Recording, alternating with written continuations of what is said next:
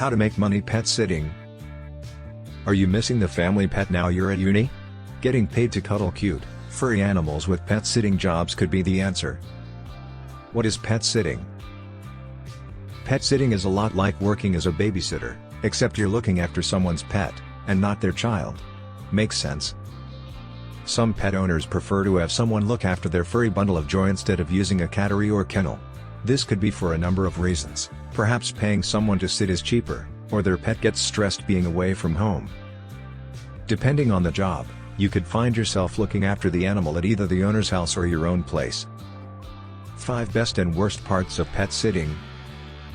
If you're interested in making money as a pet sitter, it's important to know these pros and cons.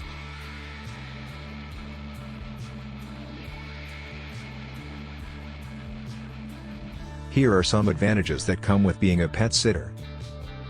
You get to look after animals and get paid for it. If you want to work with animals in the future, pet sitting will look brilliant on your CV, especially if you can get references from happy customers.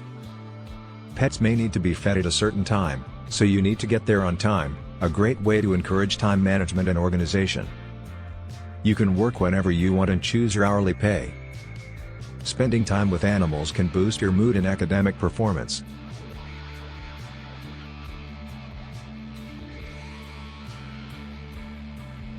But there are also some disadvantages of being a pet sitter. Work may be sparse, it depends on where you are, and if anyone else is offering a similar service.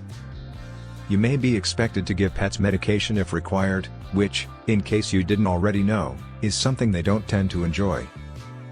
Pet owners may be fussy. Understandable, yes, but does Fido really need to be fed boiled chicken, hand-cut into 1-inch pieces, and for you to make whale noises to get him to sleep? You may need a car to pick up and drop off animals if you are pet sitting in your own home.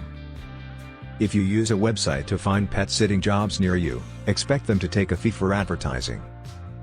Do you need a license to be a pet sitter? Technically, you don't necessarily need a license to be a pet sitter. But, if you're going to be caring for other people's pets in your own home, you will need an animal boarding establishment license. While the rules on this license vary from council to council, you'll almost always need one if you're keeping animals in your home overnight, and sometimes for daytime care, too. The cost of an animal boarding establishment license also varies depending on the council, usually costing anywhere between £50–400. While that may seem expensive, being caught without a license can result in a fine of an unlimited amount or imprisonment for up to 6 months.